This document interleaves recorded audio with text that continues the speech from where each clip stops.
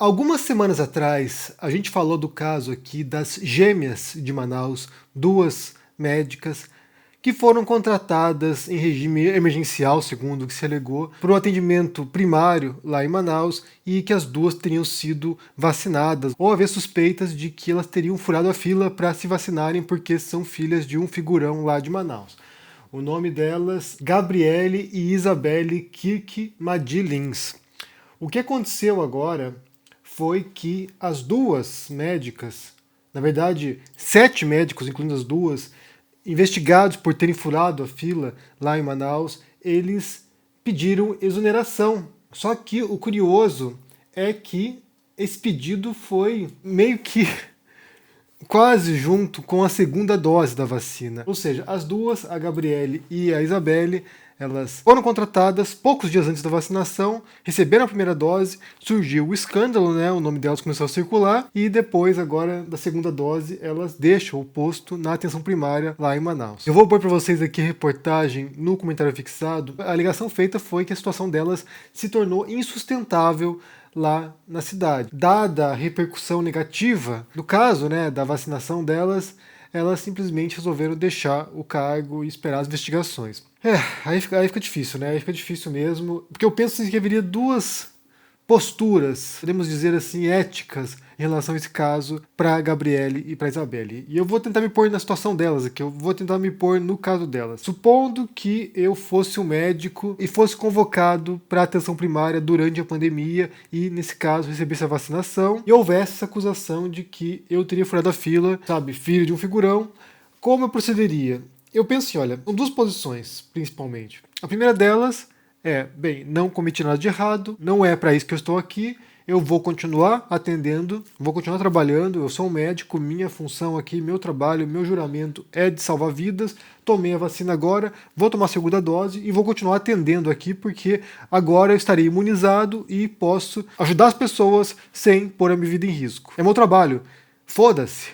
Se as pessoas não gostaram, as pessoas estão criticando, meu trabalho não é esse, meu trabalho não é lidar com críticas na internet, meu trabalho é lidar com as pessoas no posto de saúde, na atenção primária, no hospital, onde quer que seja. Então meu trabalho como médico é esse, não é ficar lidando com essas críticas que são, nesse caso em particular, né, são críticas infundadas.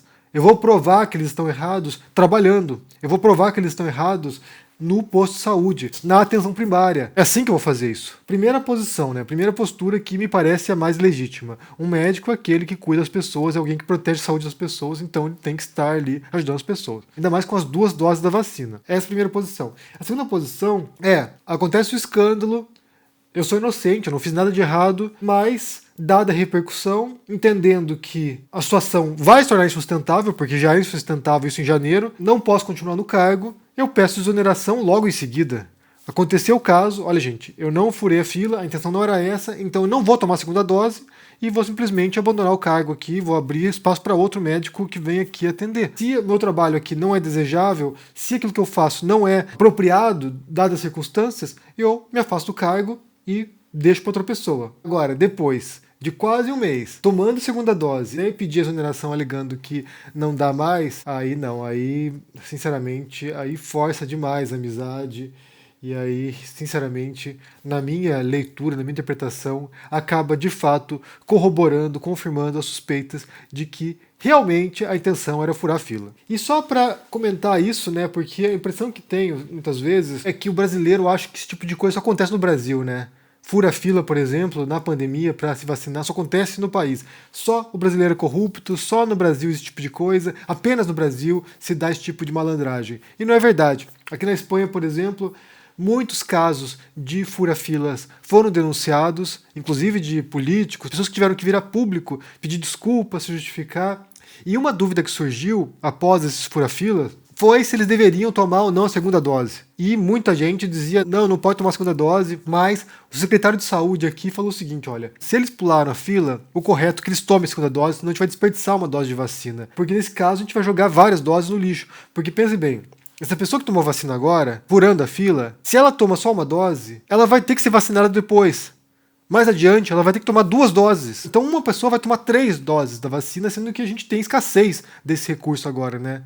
É o mundo inteiro disputando as vacinas, elas estão em falta, os países estão atrasados com o seu calendário, com o seu cronograma de vacinação. Então, se a pessoa tomou uma, ela que tome a segunda, em vez de tomar 3. E eu acho que me parece a visão mais correta também, né? Se a pessoa furou a fila, se ela foi desonesta e furou a fila, que tome a segunda dose, pelo menos. Né? Pelo menos assim já está imunizada, uma pessoa que seria imunizada no futuro e assim não desperdiça a dose inicial. Mas, como eu disse, isso não é exclusivo do Brasil, a gente vê em outros países. Agora tem surgido várias denúncias, que é carnaval, né? Que também na Espanha também se celebra o carnaval, não é igual no Brasil, mas também tem carnaval aqui. Estão denunciando agora aquilo que eles chamam de botellón, que são quando os jovens, os adolescentes, vão para a rua, se reúnem lá numa cambada para beber.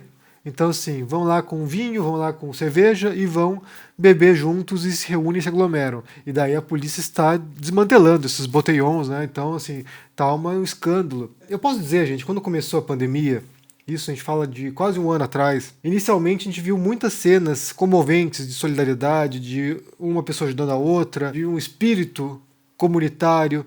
E, na verdade, a pandemia, além de ser uma tragédia mundial, além de ser uma calamidade mundial que terá repercussões e desdobramentos que a gente nem sequer compreende ainda, algo que destruiu vidas, destruiu famílias, além de ser isso, também foi um teste de civilidade das pessoas, foi um teste cívico também, foi um teste de cidadania das pessoas, né, de como lidar com o outro, um teste ético também, de como as pessoas se comportam numa situação como essa. Quem já viu o filme de zumbi, por exemplo, já sabe, né, como em situações extremas ali sempre tem uma pessoa que pensa em si própria. Tem um filme chamado Train to Busan, no Brasil foi traduzido como Invasão Zumbi. É uma história apocalíptica, né, de zumbis, e as pessoas estão dentro de um trem em direção a uma cidade, né, que é essa Busan, e dentro desse trem você tem lá as mais diferentes manifestações de comportamento humano, né? Pessoas que são solidárias, que ajudam umas às outras, que cuidam uma das outras, e as pessoas que são egoístas, né? Egocêntricas às vezes, e que querem salvar a própria pele, o próprio couro, pondo a vida dos outros em risco, muitas vezes, né? Prejudicando os demais. Então, esse tipo de situação da pandemia agora é quase meio que uma simulação, a gente pode pensar nesse tipo de cenário, né? Apocalíptico, quando você vê pessoas que de fato estão ajudando as demais e não sei se são minoria, mas acabam sendo ofuscadas por esses atos egoístas, né? Esses atos individualistas, que põem os outros em risco, que prejudicam os demais. Então, inicialmente, eu até achei que a gente poderia ver uma transformação, eu poderia ver uma nova sociedade nascendo a partir disso, talvez um espírito mais solidário, um espírito mais comunitário, como a gente pode proteger toda a sociedade, como a gente pode proteger os mais fragilizados, como a gente vai ajudar essas pessoas.